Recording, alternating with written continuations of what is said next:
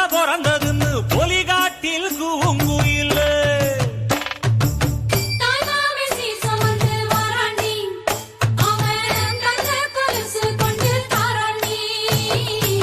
சீரு சுமந்த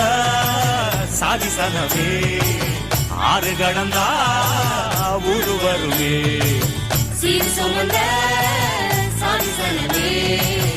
ஆறு கடந்தா ஊரு வருவே